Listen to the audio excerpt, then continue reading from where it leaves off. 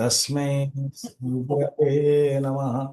समस्तजनकल्याणे निरतं करुणामयं नमामि चिन्मयं देवं सद्गुरुं ब्रह्मविद्वरं सद्गुरुं ब्रह्मविद्वरं। जीवात्मार सातटी अवस्था चली ताको ध्यान रखिए। फर्स्ट होची अज्ञान, सेकंड होची आवरण, थर्ड होची विक्षेप। विक्षेप दी प्रकार, गोटे होची असत्व पादक ଆଉ ଗୋଟେ ଅଛି ଅଭାନ ପାଦକ। ମାନେ ଦେଖାଯାଏ ତ आवरण ଦି प्रकार। ये जो आवरण दी प्रकार, असत्व पादक एवं अभान पादक। ये असत्व पादक माने ब्रह्म नास्ति, अभान पादक माने ब्रह्म जेतले नास्ति मु जानी पारुनी, ब्रह्म is not असत्व पादक and Brahma I don't know अभान पादक। ये ब्रह्म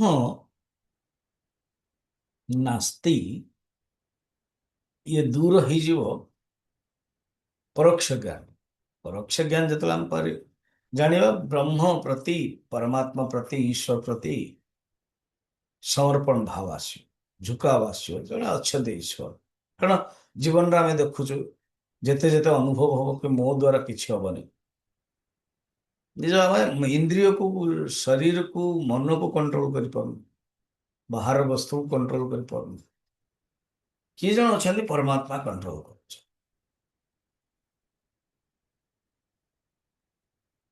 ये धीरे धीरे संपर्क भगवान को सहित हो एंड देन अनुभव के ब्रह्म ही मुटे, अहम ब्रह्मास्मि, अपरोक्ष ज्ञान। तो ये तीनटा का मोक्षदायी और ये चारिटा सॉरी ये तीनटा बंधनदायी एंड ये चारिटा मोक्षदायी। परोक्ष, अपरोक्ष एंड शोक नाश एंड निरंकुश तृप्ति।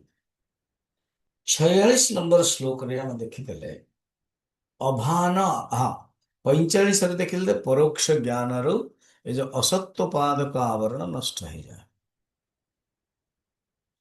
परोक्ष ज्ञानतः नश्येत असत्वावृत्ति हेतुता, अपरोक्ष ज्ञान नाश्य अभानवृत्ति हेतुता। ये 45 दीटा जाक बर्तमान 46 कहते अभान आवरण नष्टे। थरे अभान आवरण है सॉरी अपरोक्ष ज्ञान हो गला पर अपरोक्ष ज्ञान फल अपरोक्ष यही तो विशेषता।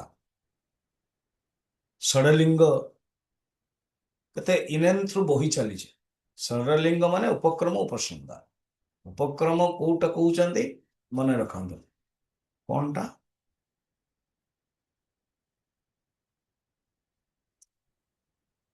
आत्मानं चेद् विजानीयात् अयमस्मीति पुरुषः अनिच्छन्न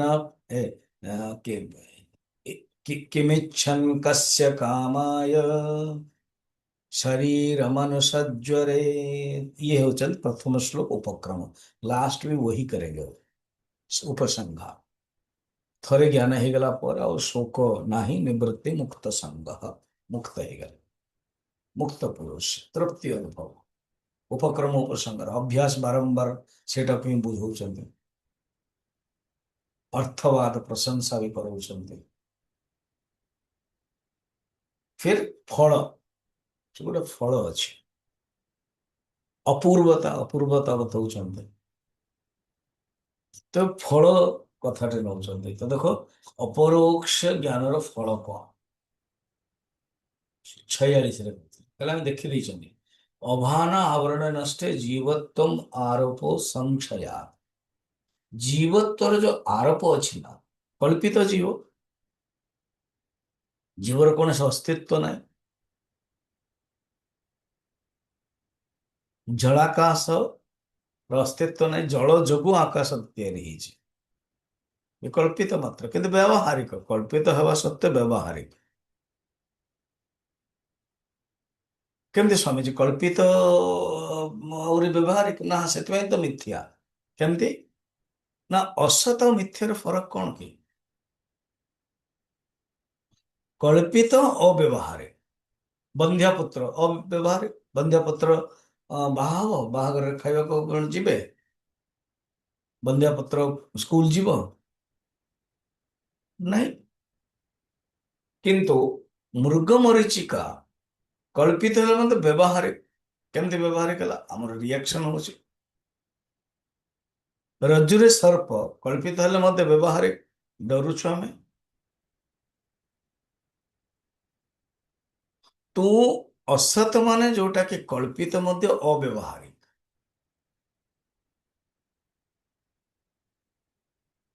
ଏବଂ ମିଥ୍ୟା ମାନେ କଳ୍ପିତ ବ୍ୟବହାରିକ। ତ ସ୍ୱାମୀଜୀ ଜଗତଟାକୁ ଆମେ କଣ ରଖିବା? ଜଗତଟାକୁ ଦେଖ, ତମେ ଜଗତକୁ ଯେତେବେଳେ ଖାଲି ଜଗତ ଭାବିବ ମାନେ ଈଶ୍ୱର ସୃଷ୍ଟି ଭାବିବ, କଳ୍ପିତ ଏବଂ ବ୍ୟବହାରିକ। ଏବଂ ଆଉ ଗୋଟେ ମୁଁ ଯୋଡ଼ି ଦଉଛି ବୁଝିବା ପାଇଁ, ଡିଟାଚମେଣ୍ଟ। ଜଗତ ସହିତ ଡିଟାଚମେଣ୍ଟ, କାରଣ ଜଗତର ପରିଭାଷା ଆପଣ ଜାଣିଛନ୍ତି। ଜଗତ କଣ ପାଇଁ ଜାଣିଦେଲେ? କଣ ଜଗତ? ଏ ଜଗତଟା କଣ? ନା ୟୁଟିଲିଟି ଭ୍ୟାଲୁ, ପଦାର୍ଥ ମୂଲକ ଜଗତ। ଜଗତ କିଛି ନାହିଁ। ପଞ୍ଚମହାଭୂତ, ପଞ୍ଚଭୂତ ମହାଭୂତ କଣ? ପଞ୍ଚମହାଭୂତ କଣ? ଗୋଟେ ପଦାର୍ଥ ନା ଏଲିମେଣ୍ଟ। କେମିଷ୍ଟ୍ରି ଭାଷାରେ କହନ୍ତି ଏଲିମେଣ୍ଟ। ଫାଇଭ ଗ୍ରେଟ୍ ଏଲିମେଣ୍ଟସ ଇଂଲିଶରେ ମଧ୍ୟ ପଞ୍ଚମହାଭୂତକୁ କୁହାଯାଉଛି। ଆଉ ଏଲିମେଣ୍ଟସ ପଦାର୍ଥ କଣ? ଉପଯୋଗିତା ମାତ୍ର, ୟୁଟିଲିଟି ଭ୍ୟାଲ୍ୟୁ। ଏଣୁ ବସ୍ତୁ ପ୍ରତି ଏତେ ଆ ଆସକ୍ତି ବି ହେବେନି, ଏତେ ବିକର୍ଷଣ ବି ହେବେନି। ବସ୍ତୁ କେବଳ ବସ୍ତୁ ନାହିଁ, କେବଳ ନାମ ପ୍ରତି ଏଇଟା ହେଲେ ହିଁ ଚଳିବ। ଏତେ no, don't give so many importance to ବସ୍ତୁ। ସେ ବସ୍ତୁ ଆସିବ ଯିବ, ବେଶୀ ଦେଲେ ଅସୁବିଧା।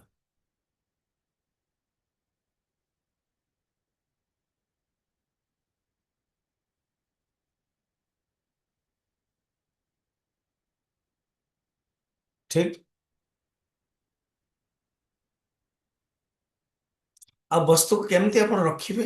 ବସ୍ତୁର ଲକ୍ଷ୍ମଣ ରେଖା କଣ?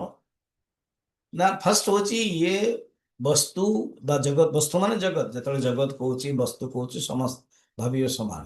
କଣ ଇଏ ଜଗତର ଉପାଦାନ କଣ? ବସ୍ତୁ ମାତ୍ର। ଏବଂ ଆପଣଙ୍କର ଗୋଟେ ଘଡି ଅଛି, ଘର ଅଛି, ୱାଚ୍ ଅଛି, କାର ଅଛି, ସବୁ ବସ୍ତୁ ଜଗତ ମାତ୍ର। ଆକୁ ଯେତେବେଳେ ଆଟାଚମେଣ୍ଟ କରିଦଉଛୁ, ସଂସାର ହେଇଯାଉଛି।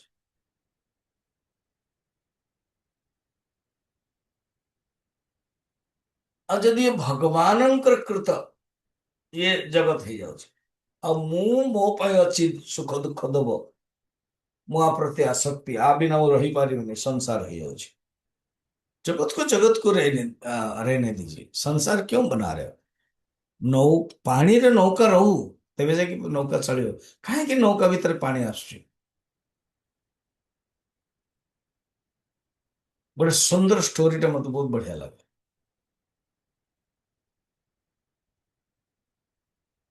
ସୁଫି ଫକୀର ଜୁନୈଦ ଥିଲେ। ଜୁନୈଦ ଆରବ କଣ୍ଟ୍ରି ରହିଥିବେ।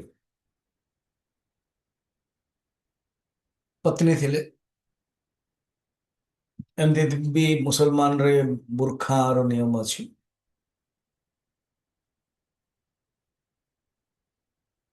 ଏ ବୁର୍ଖାର, ଏ ନମାଜର କିଏ ଜଣେ କୋଉ କମ୍ପାନୀର ସ୍ତ୍ରୀ ଲୋକଟି, ତାର ସିଇଓ ପ୍ରଶଂସା କରି ଚାଲିଲା, ସାଙ୍ଗେ ସାଙ୍ଗେ ଇଏ ହଉଛି। ତ ମୁଁ ପ୍ରଶଂସା ଏସବୁ କରୁନି। ପ୍ରତ୍ୟେକ ଜିନିଷର ଭଲ ବି ଅଛି, ଖରାପ ଅଛି। ଓକେ, ବର୍ତ୍ତମାନ ଆମ କାହାଣୀ ଆମକୁ ଯିବା, ଶିଖିବାର ଅଛି କାହାଣୀ। ତ ବୁର୍ଖା ପିନ୍ଧନ୍ତି ଯିଏ ବି ଆସନ୍ତି ଶିଷ୍ୟମାନେ, ପାଣି ଦିଅନ୍ତି। ବୁର୍ଖା ମାନେ ଘୁଙ୍ଗୁଟ କରିଦିଅନ୍ତି। ଆମ ହିସାବରେ ଘୁଙ୍ଗୁଟ ବହୁତ ସୁନ୍ଦର। ସେଟାକୁ ବୁର୍ଖାଟା କେମିତି ଥିବ ଘୁଙ୍ଗୁଟ, ତାକୁ ଏମିତି ଖୋଲି ଦିଅନ୍ତି, ଯାଉ ଘୁଙ୍ଗୁଟ ହେଲା। ତ ଛୋଟ ଛୋଟ ଛୁଆ ଯେତେବେଳେ ଆସନ୍ତି ପ୍ରଣାମ କରନ୍ତି, ସେତେବେଳେ ଘୁଙ୍ଗୁଟ ଦିଅନ୍ତିନି, ବରଂ ତୁ ପ୍ୟାର କରନ୍ତି। ସୁଫେଇଦର କିଛି ମନା କରନ୍ତିନି ସେ ଜୁନେଇଦର। କିନ୍ତୁ ଏଠି ବଡ଼ ବଡ଼ ଶିଷ୍ୟ ଆସନ୍ତି ୟଙ୍ଗ ମାନେ ଘୁଙ୍ଗଟ କରନ୍ତି ପାଣି ଦିଅନ୍ତି ଏବଂ ଯେତେବେଳେ ଘୁଙ୍ଗଟ କରନ୍ତି ମନା କରନ୍ତିନି। ଦିନେ ଗୋଟେ ଶିବଲି ଭକ୍ତର ନାଁ ମାନେ ଶିଷ୍ୟର ନାଁ ହଉଛି ଶିବଲି। ସେ ଅନ୍ୟ ଅ, ଗାଁରୁ ଆସିଥିଲା, ଅନ୍ୟର ଗୁରୁଙ୍କ ଠାରୁ ପଢିଛନ୍ତି। ସେ ଗୁରୁଙ୍କ କହିଲେ ନାଇଁ ତୁ କମ୍ପ୍ଲିଟ ହବ ତୁ ଯେତେବେଳେ ଜୁନେଇଦ ଫକୀରଙ୍କ ପାଖକୁ ଯିବୁ। You accept him as a guru and you complete your study, your knowledge with him, under him। ଗଲେ ସେ ଯେତେବେଳେ ପହଞ୍ଚିଲେ ଫାର୍ଷ୍ଟ ଟାଇମ ତ ଜୁନେଇଦର ସ୍ତ୍ରୀ ଘୁଙ୍ଗଟ କରିବା ପାଇଁ ଆସିଲେ। ଦେନ୍ ସେ କହିଲେ जरूरत नहीं, घूंघट मत करना। बोले क्यों? ना, इसका मन बहुत साफ है, ये बहुत शुद्ध है, मैं पहले बार देख रहा हूं फिर भी मैं जानता हूं, जरूरत नहीं। रहिले କିଛି ଦିନ ଶିବଲି ବି ରହିଲେ, ଖୁସି ହେଲେ, ଅନୁଭବ କଲେ, ଜ୍ଞାନ ପ୍ରାପ୍ତ କଲେ। ଚୁନେଇଦ ବି ତାଙ୍କୁ ଦେଲେ। ଗୁରୁମା ପୁଅ ଭଳିଆ ବ୍ୟବହାର କଲେ। नो घूंघट नथिंग। 6 ମାସ ହେଇଗଲା ଅଧ୍ୟୟନ କଲେ। ଗୁରୁ କହିଲେ ଯାହା ମୁଁ ଶିଖିବା କଥା ମୁଁ ତତେ ଶିଖେଇଦେଲି, ତୁ ଅଲରେଡି ଶିଖିକି ଆସିଥିଲୁ, ଜଷ୍ଟ ଟିକେ ରିଫାଇନ୍ ଫାଇନ୍ ଏଡଜଷ୍ଟମେଣ୍ଟ କରିଦେଲି। କହିଲେ ମୁଁ ବର୍ତ୍ତମାନ ଯିବି ନା? ହଁ। ତାହେଲେ ଓ ଯୋଉ ଜ୍ଞାନ ଆପଣଙ୍କୁ ଆପଣ ଦେଇଛନ୍ତି, ତାର ମୁଁ ରିପେ, ତାର ମୁଁ ଦକ୍ଷିଣା, ତାର ମୁଁ ଭାବରେ ମୁଁ ପ୍ରଚାର କରିବା ପାଇଁ ଚାହୁଁଛି। ଫାଇନ୍, ଗो। ଜୁନେଇଦ ଯାଆନ୍ତିନି, ଗୋଟେ ଜାଗାରେ ବସିଥାନ୍ତି। କେତେ ଜଣଙ୍କର ଇଚ୍ଛା ଅଛି ପ୍ରଚାର କରିବା ପାଇଁ।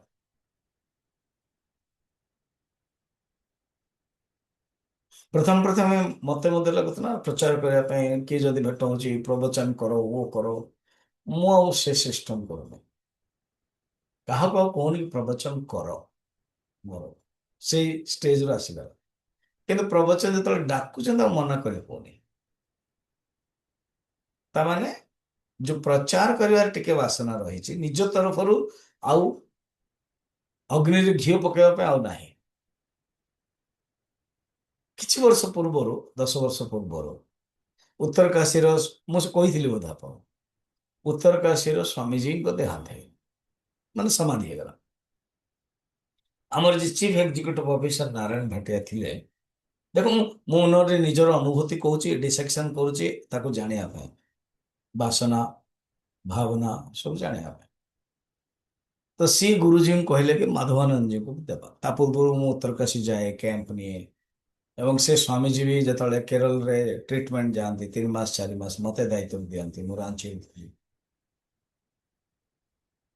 ଆଣ୍ଡ ସେ ଜାଣିଛନ୍ତି ମଧ୍ୟ, chief executive, I will be able to manage Uttarkashi ଆଶ୍ରମ।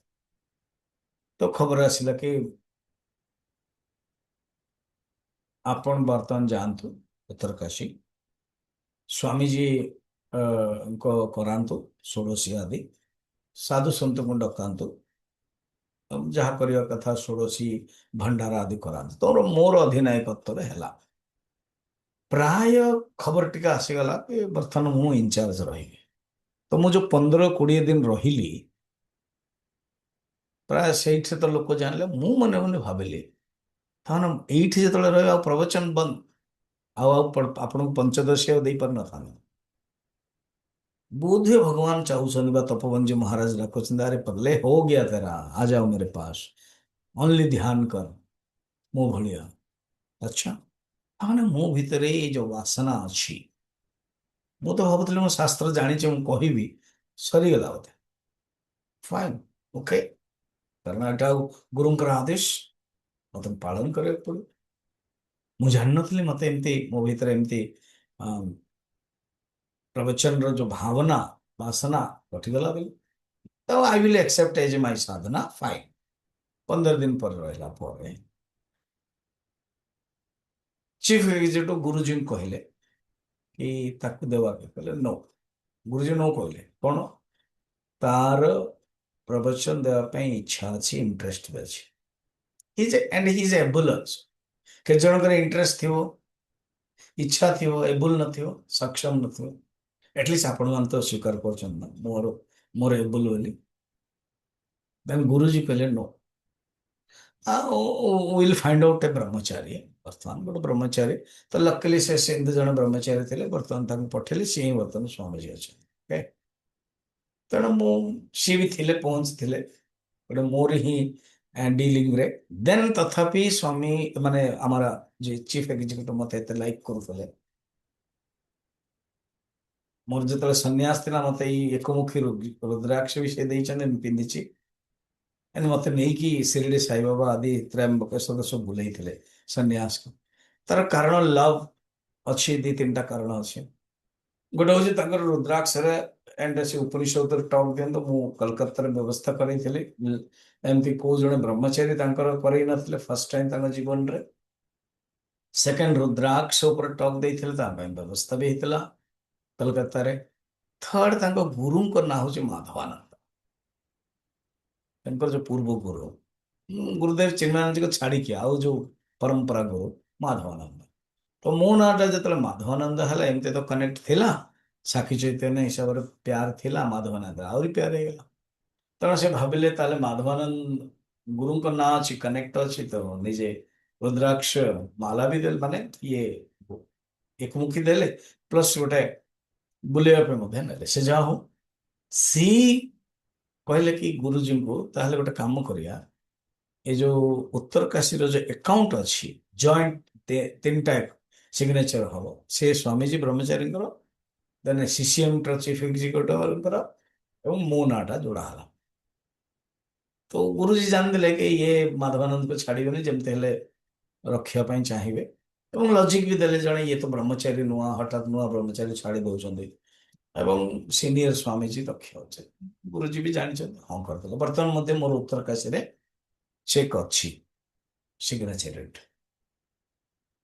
କହିବାର ବହୁ ମନୁଷ୍ୟ ଭାବେ କି ମୋର ଇଚ୍ଛା ବାସନା ନଷ୍ଟ ହେଇଯାଏ, କିନ୍ତୁ ଯେତେବେଳେ ବ୍ୟବହାର କରୁନା ବା ଗୁରୁ, ସେ ଜାଣନ୍ତି। ଏଇଟାକୁ ମୁଁ କାହାଣୀଟାକୁ ଦଉଛି, କାହାଣୀ ଅଧା କରିଛି, ମୋର ମନେ ଅଛି। ତ ଶିବଲିକୁ ଯେତେବେଳେ ଆସିଲେ ଘୁଙ୍ଗଟ ନ କରିବା ପାଇଁ କହିଲେ, ଜାଣିଲେ କି ଶିବଲିର ମନ ବହୁତ କଣ୍ଟ୍ରୋଲ ଅଛି। ବର୍ତ୍ତମାନ ଶିବଲି ଜ୍ଞାନ ହେଇଗଲା ପରେ ପ୍ରଚାର କରିବା ପାଇଁ ପରମିଶନ ମାଗିଲେ। କାହାଣୀଟା କଣ୍ଟିନ୍ୟୁ, ପ୍ରଚାର କରିବା ପାଇଁ ପରମିଶନ ମାଗିଲେ ଏବଂ ପ୍ରଚାର କଲେ।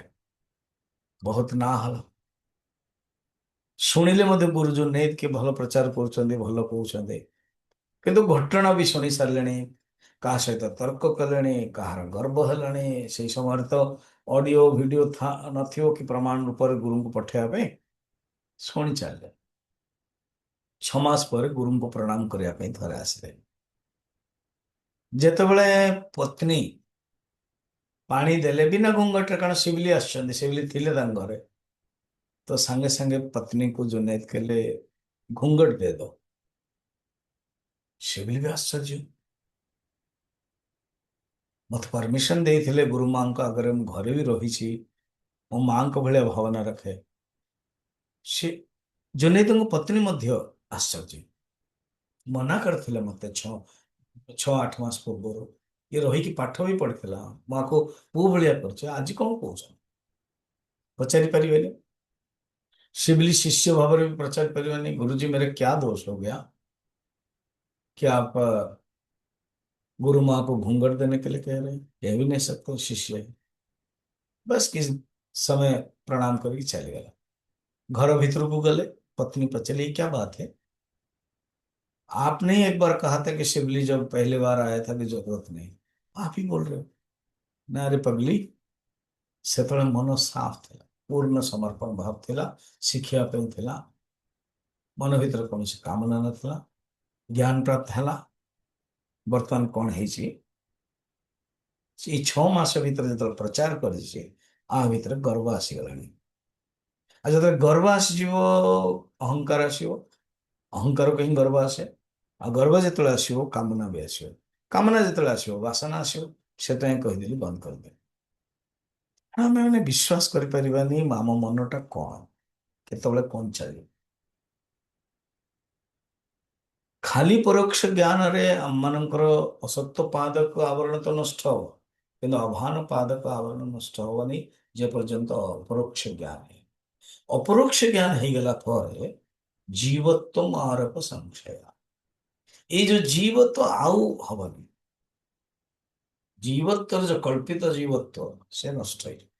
ତେଣୁ ଆମେମାନେ ବ୍ୟବହାର ଦୃଷ୍ଟିରୁ ଜଗତ ଏବଂ ସଂସାରକୁ ଯେତେବେଳେ ବ୍ୟବହାର କରିବା, ସେତେବେଳେ ଜଗତକୁ ମିଥ୍ୟା ଭାବିବା କି ସତ୍ୟ ଭାବିବା? ଏକ ତ ଜଗତ ସତ୍ୟ ତ ନାହିଁ, ବିଚାର କରିବାକୁ ହେଲେ ଜଗତ ସତ୍ୟ ହେଇପାରିବନି। ଫିର ଜଗତକୁ ଅସତ ଭାବିବା କି ମିଥ୍ୟା ଭାବିବା? କହୁଛନ୍ତି ଅସତ ଅଟୋମେଟିକ ଆସିଯିବ ପ୍ରଥମେ ମିଥ୍ୟା ଭାବ, ମାନେ ଜଗତ କଳ୍ପିତ ପ୍ଲସ ବ୍ୟବହାରିକ ଇଜ ଇକ୍ୱାଲ ଟୁ ମିଥ୍ୟା। ଏବଂ ଭଗବାନ ତିଆରି କରିଛନ୍ତି, ଅସତ ଏବେ ହବ। ଜଗତ କଳ୍ପିତ ମଧ୍ୟ ଅବ୍ୟବହାରିକ, ଯେତେବେଳେ ଅବ୍ୟବହାରିକ ଆଉ ଭଗବାନଙ୍କ ସୃଷ୍ଟି କରିଛନ୍ତି କଥାଟା ଆସିବନି, ସେ ହବ ଅସତ। ତେଣୁ କହୁଛନ୍ତି କଳ୍ପିତ ଜୀବନ ନିବୃତ୍ତି ହେଇଯିବ, ଆଉ କର୍ତ୍ତୃତ୍ୱ ଭୋକ୍ତୃତ୍ୱ ବି ରହିବନି। କର୍ତ୍ତୃତ୍ୱ ଭୋକ୍ତୃତ୍ୱ ଲକ୍ଷଣ ସଂସାର, ସଂସାର ନିବୃତ୍ତି ହେଇଯିବ, ତା ପାଇଁ ଆଉ ସଂସାର ନାହିଁ, ସବୁ ବ୍ରହ୍ମ। ତ ଶୋକ ନିବୃତ୍ତି 6 ନମ୍ବର ଥିଲା, ମନେ ଅଛି? ଅଜ୍ଞାନ ଆବରଣ विक्षेप परोक्ष ज्ञान अपरोक्ष ज्ञान शोक मोक्ष शोक निवृत्ति शोक गतः शोक नष्ट 6 नंबर। 7 नंबर निरंकुश तृप्ति वासिब तो निवृत्ति है। बर्तमान स्वामी जी आम साधक आम मान को व्यवहार कौन करने पड़ो ना परोक्ष ज्ञान जो आम ये जगत मिथ्या सब किसी मिथ्या एणे मिथ्या विषय आप बेसी चिंतन करेंगे। मिथ्या आपण को कौन कर बांधिया उचित।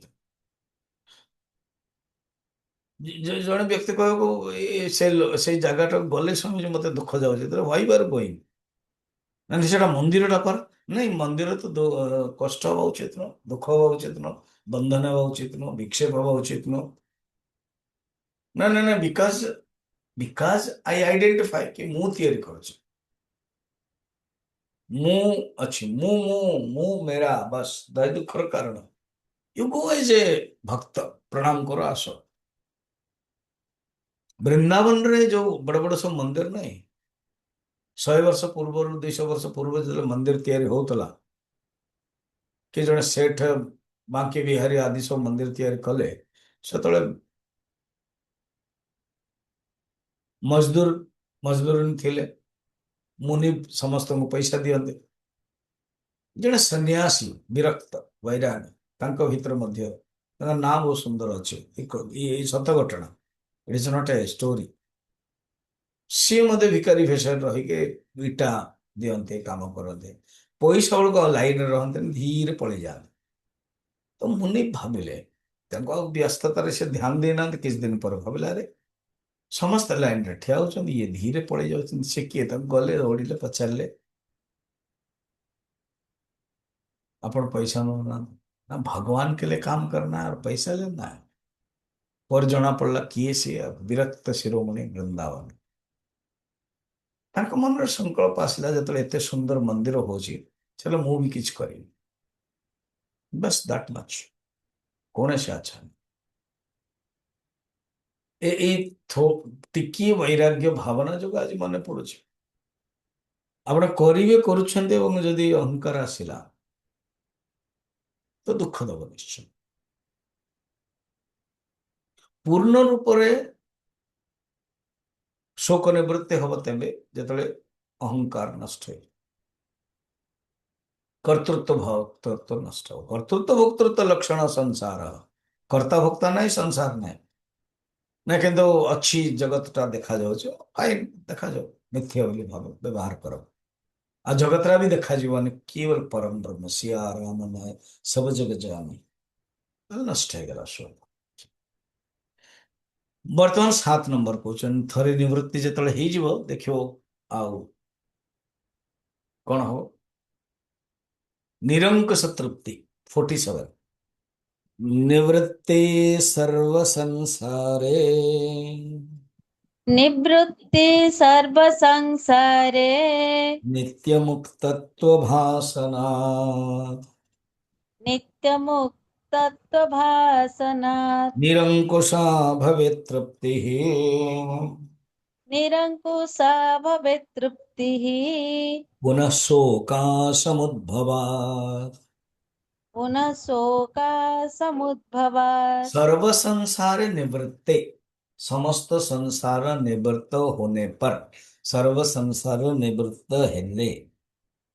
अच्छा, ये जो 46 ना, नहीं नहीं, हाँ 46, ये शोक निवृत्ति गोटे फल।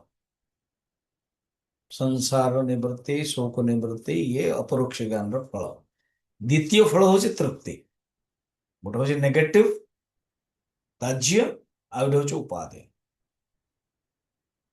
ये तृप्ति कथा कहते कौन? सर्व संसारे निवृत्ते नित्य मुक्तत्व भासनात्। एबे भाष कौन होची? जगत भासनात्। सेतବେଳେ कौन हब? नित्य मुक्तत्व भासनात्। नित्य मुक्तत्व भासित कि मु होची नित्य शुद्ध बुद्ध मुक्त स्वरूप।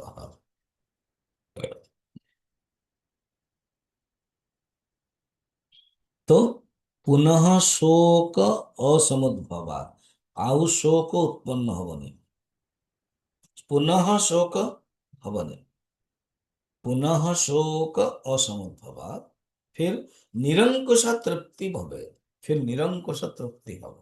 अच्छा, गोटे शब्दटे बारंबार किस दी पूर्वर व्यवहार होची, निरंकुश। ये शब्दर अर्थ बड़ा इंटरेस्टिंग।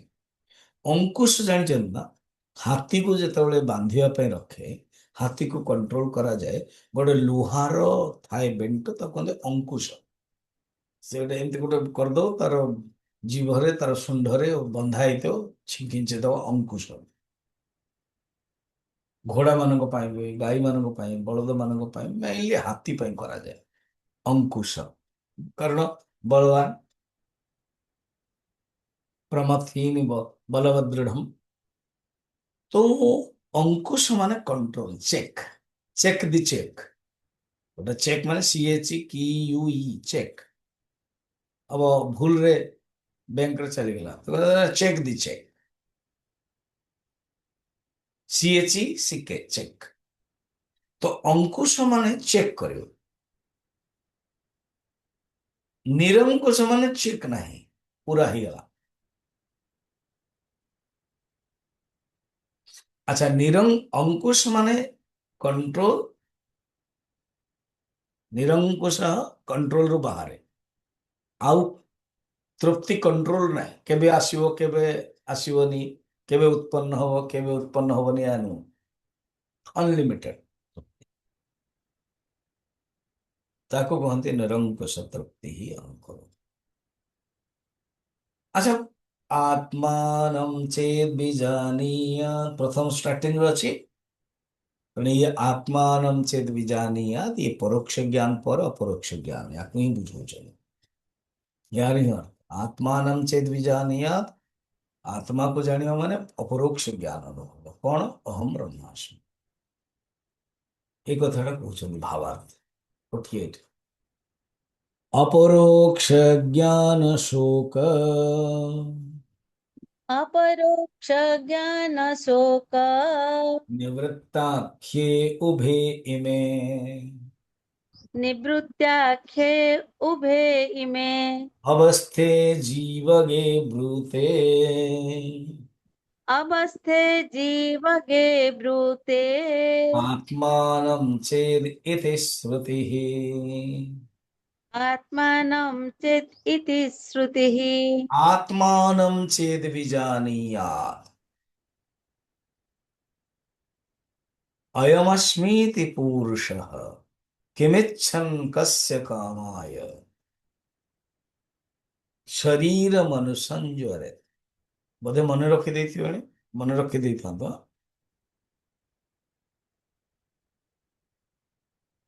कहते ये जो आत्मानं चेत कह श्लोक देखो, से श्लोक छाड़ू ना दिया। आमको जना पड़े सी इाड़ू साड़ू पलौचे गोटे श्लोक हो 297 श्लोक करेंगे निश्चय इाड़ू साड़ू पलैबे डजंट मैटर सी इाड़ू साड़ू जाऊँ गोटे उपर गोटे क्षीय उपर क्षीय अच्छे रिमेम्बर अनश्युत अच्छी सूत्रे मणिगणा सरस्वती नदी जमी बही चली भितर से बही चलते चिंतन का कहते देखो अपरोक्ष ज्ञान अशोक निवृत्ति ये जो दीटा अवस्था ये जीवगत से आत्मान चेत आत्मा को जो जान एवं कौन जीव अवस्था अच्छी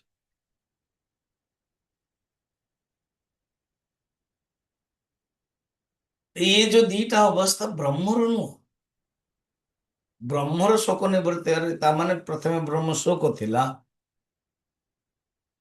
प्रथमे ब्रह्म अज्ञान थिला एणु तो बर्तमान तार ज्ञान हला नहीं नित्य से ज्ञान स्वरूप स्वयं ज्ञान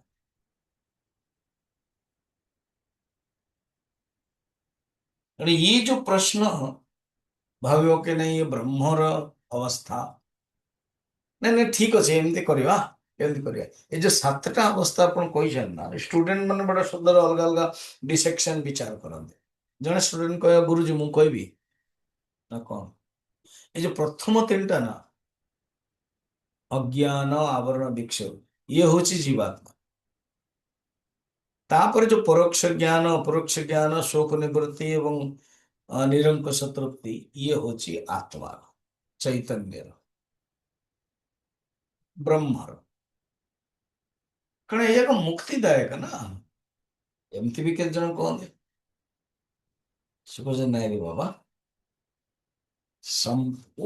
जीवात्मा को नहीं कि आत्मा आश्रय अधिष्ठान के आत्मार ज्ञान होनी कि कहूँ आम आत्मार ज्ञान है अनुभव है कारण व्यवहारिक दृष्टि शब्द को लेकिन आमको कह पड़ो आमर कौन आम जानूँ अज्ञान ही नष्ट होगा अज्ञान नष्ट है ऑटोमेटिक ज्ञान ये हारटा अच्छी ना ये ये हारटा बर्तमान एमती अच्छे मंगलसूत्र करते ना माँ मान मो बर्तमान हट अरे ये हार गल कड़े खोज फिर खोजा खोज चलती जो देखागला अरे ये हारटा तो ऊपर अच्छी बाकी जड़े कहला बहुत लोग एमती करते चश्मा को एमती रखिए खोजुवे चश्मा बोला अरे खोजे खोजे तो मुंड ऊपर अच्छी चाबी भी खोजुवे गाड़ी रे लगे गाड़ी बाहर खोजुवे चाबी अरे चाबी कड़े गला कड़े अरे गाड़ी तो लगे तुम गाड़ी लगे बाहर को बाहर भल बंद है ना तो ऑटोमेटिक गोटे मिनट पर से बंद हो चाबी भी अंदर ये समय उपाय अच्छे काचटा खोलद कि निजे निजे खोल पार फिर मेकानिक डाक पड़े प्राय हुए जड़े शराबी थिला जहाँ सब मन गोटे गोटे सब एग्जांपल मन पड़ जाऊँ आपको कहूँ शराबी थिला है सी बहुत पीए सब स्त्री बहुत बिगड़े गोटे छुआटे भी अच्छी 3-4 वर्ष छुआ से छुआ भी शराबी छुआ सेमती हम ना पत्नी भी सेमती एपटे सेपटे मामा मामा बिगड़ा इसको लेके जाओ जाओ घूमो बस शराबी को बहुत बढ़िया लगेगा कारण शराबी को छाड़ू ना से पत्नी सब बाईचान्स जी को वो शराब पीओ पुओ को लेकिन जाओ पुओ को बर्तमान कांध उपर पकईला रखिला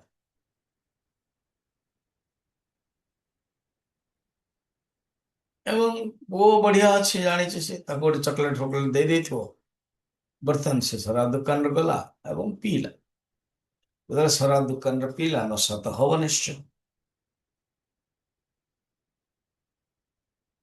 तो आसला से भितर जिते से भितर को आसला से अरे भगवान एक पत्नी मान को एमती कह जाए एक भाग्यवंत भाग्यवंत ना तोरी भाग्य मोर जीवन भाग्य परिवर्तन तुम्हें से जाओ अरे हमारा जो टूना है ना पता नहीं कहाँ मिल रहा नहीं वो शराब तो नशारे पड़ी जो टूना को जो नहीं की जाइए पड़े, अरे तुम्हारे खंदे में ही हूँ, खांदरे अच्छी तो कौट खोजुच, से जो दुकान रे किनी चॉकलेट से पचारुची, से खोजुची, सब खोजुची, रहा कोठे खांदारे खोजुची अन्य आड़े।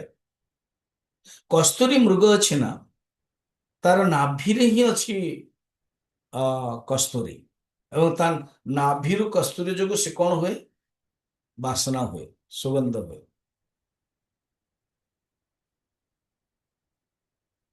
कस्तूरी मृगर नाभिमंडल अच्छी, किंतु बनराई फिर फिर बन रे पूरा बुलुची सी या कुआड़े मिलुची कोठे बासना होची, सेमती आम मान कर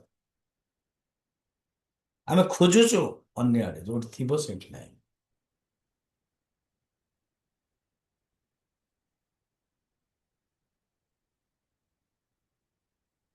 बर्तमान कहते शुण, ये जो परोक्ष ज्ञान प्रमात्व को निश्चय करोचन, अयम शब्द अच्छे ना, अयम पद 49 रु 57 पर्यंत परोक्ष ज्ञान प्रमात्व एवं अयम शब्दर अपरोक्षत्व कह।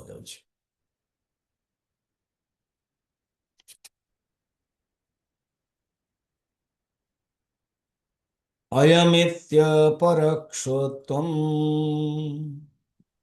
अयमित्यपरोक्षत्वम्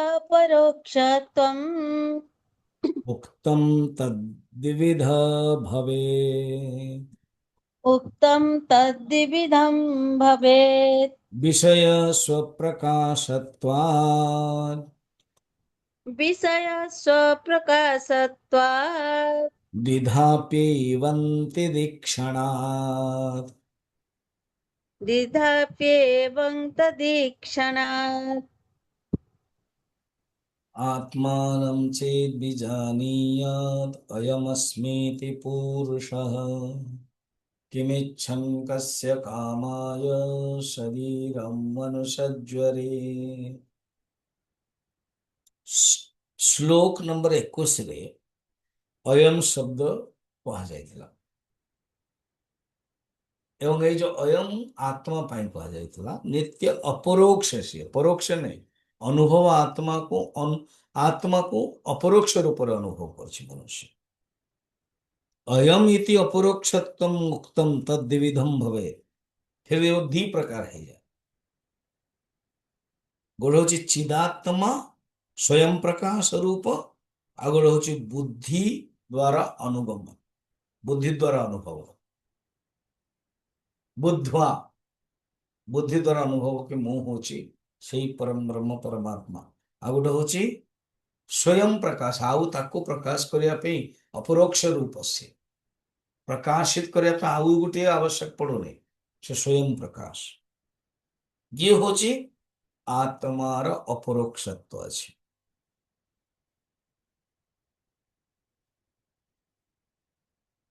कि मु ब्रह्म, मु हूँ चिदात्मा चिति रूप, ताको अनुभव करने किसी आवश्यक पड़े।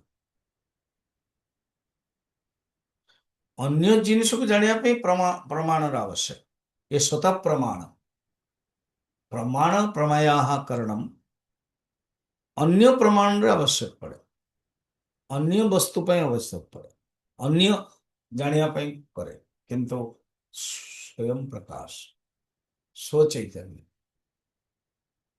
सकाळु जेतले आमे उठिबा,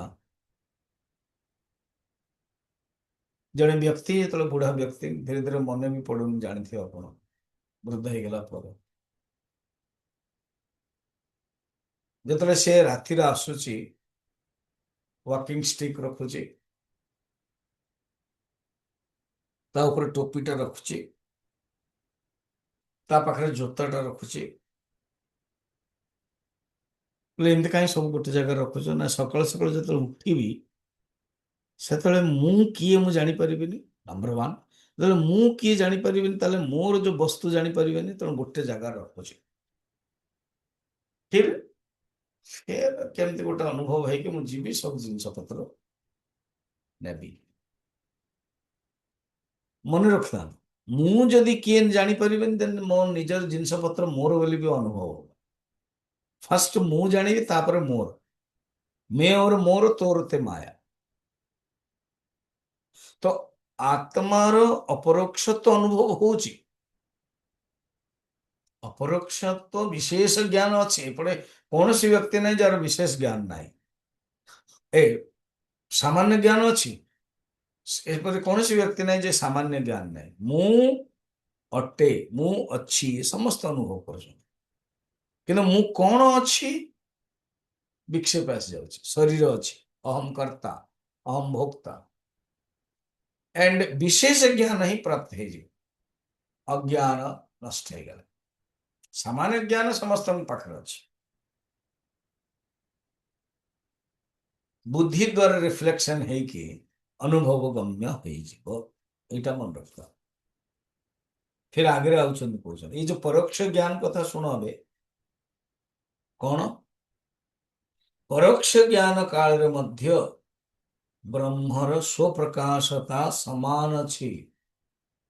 ବ୍ରହ୍ମର ହିଁ ସ୍ୱପ୍ରକାଶ, ବ୍ରହ୍ମ ହିଁ ସ୍ୱପ୍ରକାଶ। ତାକୁ ଜାଣିବା ପାଇଁ ଆଉ କେହି ଆବଶ୍ୟକ ନାହିଁ। ସକାଳୁ ସକାଳୁ ଯେତେବେଳେ ଆମେ ଉଠୁଛୁ, ଯାହାର ଆଖି ବହୁତ ଖରାପ ଥିବ, ଝାପ୍ସା ଝାପ୍ସା ଥିବ ଏବଂ ରାତିରେ ଦେଖିବେ ଆପଣ ଉଠିବେ ଶୌଚ ପାଇଁ, ପରିସ୍ରା ପାଇଁ, ଅନ୍ଧାର ଅଛି, ତ ଆପଣ ଚଷମା ପିନ୍ଧିବାକୁ ପଡ଼ିବ। କେତେ ସମୟ ହେଲା, କଣ କୋଉଠି ଅଛି।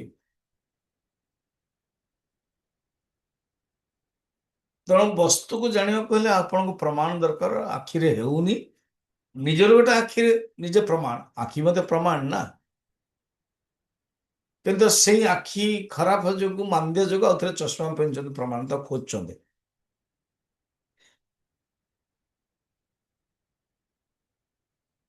ତେଣୁ ଆଖି ଖରାପ ଯୋଗୁଁ ଚଷମାଟା ଆଖି ଆଉ ଖୋଜି ପାରିବନି, କାରଣ ସେ ତ ଖରାପ। ଆଉ କେମିତି ଖୋଜିବ? ଆପଣ ଅନୁଭବ କରୁଛନ୍ତି ନା? ଆପଣ ସ୍ୱାମୀଜୀ ଏକ୍ଜାମ୍ପଲ ବୁଝାନ୍ତୁ, ମୁଁ ତେବେ ବୁଝିବି ଆପଣ କଣ କହୁଛନ୍ତି। ଅର୍ଥାତ୍ ଆଖି ଯେତେବେଳେ ଖରାପ ଅଛି, ତେବେ ଆମେ ଚଷମା ୟୁଜ କରୁଛୁ ଅନ୍ଧକାରରେ। ସେ ଅନ୍ଧକାରରେ ଆଖି ଆଉ ଖୋଜୁନି, କାରଣ ଦେଖାଯାଉନି। ଦେନ୍ ଆଉ ଗୋଟେ ଲାଇଟ ର ଦରକାର ପଡୁଛି। ଦେନ୍ ଟର୍ଚ ଲାଇଟ୍ ଅନ୍ କରୁଛନ୍ତି, ସୁଇଚ୍ କରୁଛନ୍ତି। ତା ଦ୍ୱାରା ଦେନ୍ ଲାଇଟ ର ଯୋଗୁଁ ଅନୁଭବ କଲେ। ଖାଲି ଆଖି ହେଲେ ହବନି।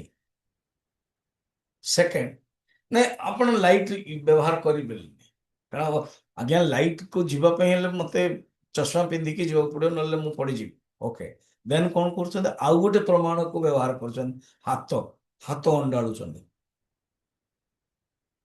ୱାଚ୍ ଅଛି, ମୋବାଇଲଟେ ପଡିଛି, କପଡା ପଡିଛି, ଦେନ୍ ଚଷମାଟା ଧରିଲେ, ଦେନ୍ ପିନ୍ଧିଲେ, ଟିକେ ଟିକେ ଦେଖାଗଲା, ଦେନ୍ ଚାଲିଲେ।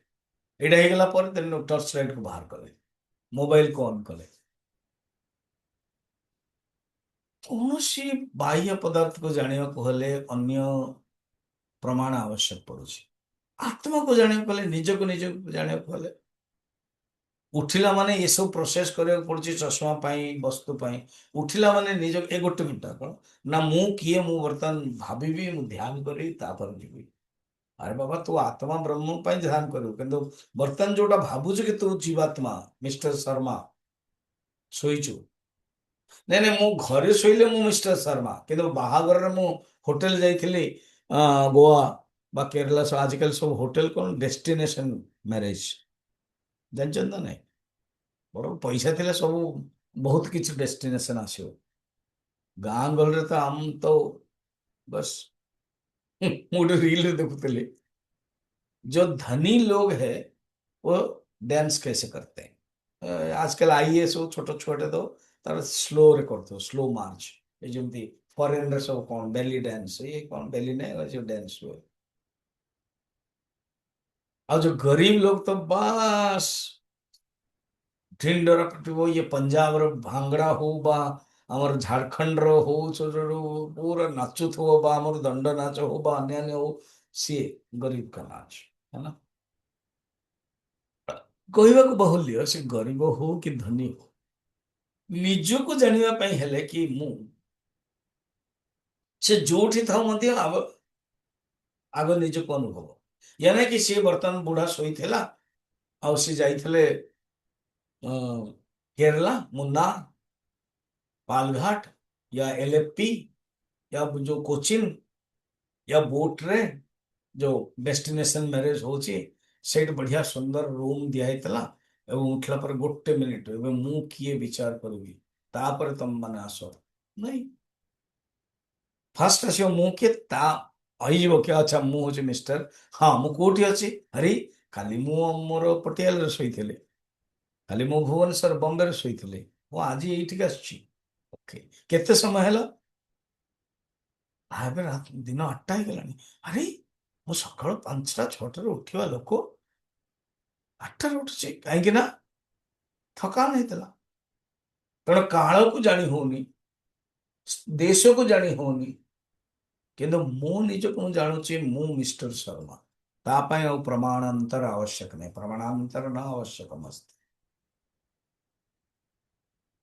अयमिति अपरोक्षत्वम् उक्तं ततद्विधं भवेत् विषय स्वप्रकाशत्वाद्यापि एवं तदक्षण फिर 50 रे कौन कहले परोक्ष ज्ञान काले परोक्ष ज्ञान काल रे पढ़िले कि नहीं पढ़छन परोक्ष ज्ञान काले अपि परोक्ष ज्ञान काल रे मध्य विषय रूप ब्रह्मर स्वप्रकाशता समान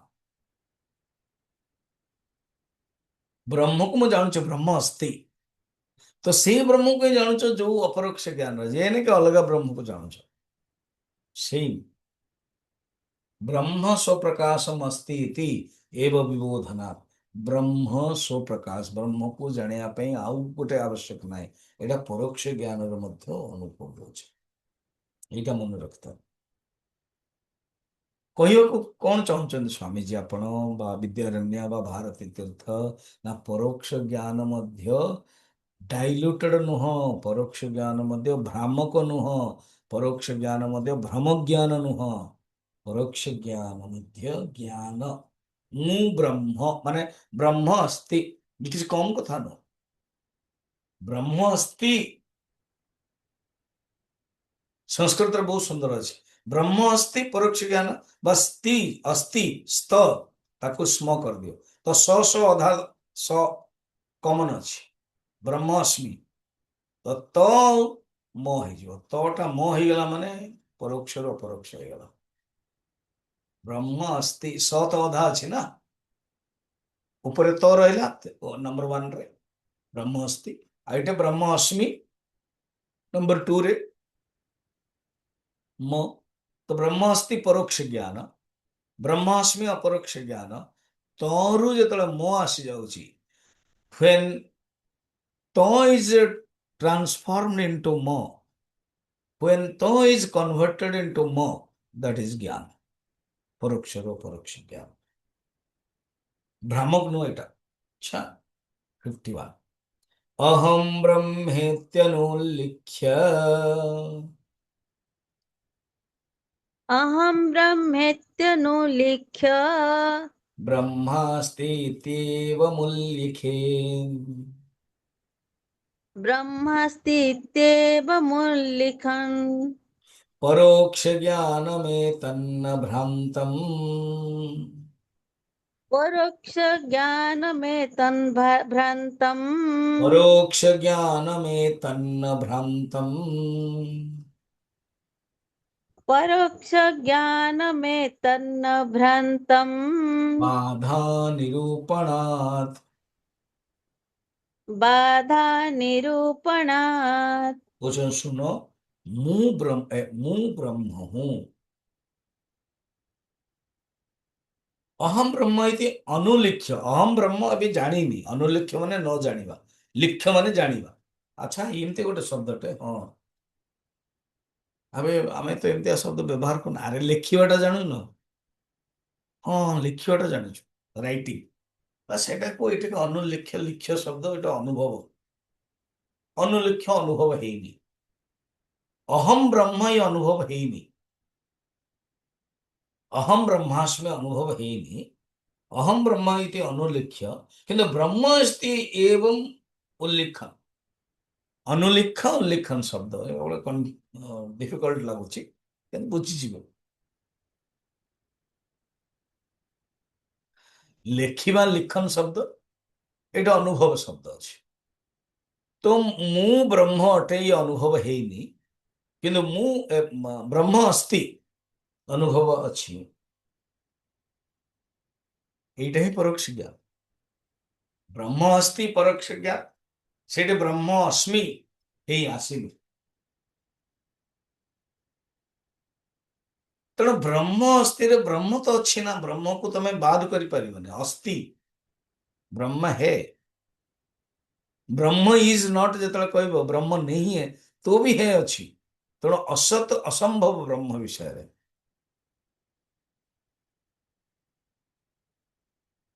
ସ୍ୱାମୀଜୀ ବନ୍ଧ୍ୟା ପୁତ୍ର ହେ ବି କହୁଛୁ ଆମେ। ହଁ ତ ବ୍ରହ୍ମ, ଆପଣ ଯେତେବେଳେ ବ୍ରହ୍ମ ଅସ୍ତି କହୁଛନ୍ତି ସେତେବେଳେ କହୁଛନ୍ତି ଅସତ ଅସମ୍ଭବ। ସେମିତି ବନ୍ଧ୍ୟା ପୁତ୍ର ଅଛି ତାହେଲେ ଅସତ ସମ୍ଭବ। अरे वो बंध्या पुत्र जो शब्दटा ना से ही असत न हो, फिर असत है ना। नहीं, असत शब्द व्यवहार करने पे हे पना आवश्यक, बस दैट मच।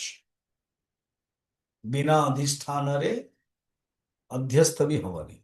तो बंध्या पुत्र अध्यस्त असत, तो असत सत ऊपर ही रही, बस एटी अर्थ। कि एटी ब्रह्म सत निजे, तो डबल है ना इनमें कि स्वामी जी ब्रह्म अस्ति ना। तो ब्रह्म कहले मैंने अस्थि अच्छी आउ आवश्यक पड़ो बुझा, कारण असत को निराकरण करा पड़ो ना। तो असत को निराकरण करने कहते अस्थि। एणु पगले अरे ये शिष्य, हाँ अरे ये सांख्यवादी न्यायवादी जहाँ भी, हाँ परोक्ष ज्ञान ब्रह्म नुह, परोक्ष ज्ञान मध्य ज्ञान, परोक्ष ज्ञान मध्य मिथ्या ज्ञान नुह, परोक्ष ज्ञान मध्य ज्ञान। अच्छा कष्ट होगा आज टे, हो आहरी कष्ट करेदेवी। हाँ ब्रह्म ज्ञान कौन मु बुझे, चारि प्रकार रे ब्रह्म ज्ञान होते। स्वामी आज आउ कहते बुझी हेनी, ओके बेटा काली कहवा। तो जो ब्रह्म चारोटी कारण उत्पन्न हुए, ब्रह्म चारोटी परिस्थिति उत्पन्न हुए, ए चारोटी जगह परिस्थिति रे परोक्ष ज्ञान आसवानी। भ्रम केबे केबे हुए आम जाने देखिए। आज ये रखिए, हाँ काली कहले, काली कहबी निश्चय। ओम पूर्णमदः पूर्णमिदं पूर्णात् पूर्णमुदच्यते पूर्णस्य पूर्णमादाय पूर्णमेवावशिष्यते। ओम शांति शांति शांति।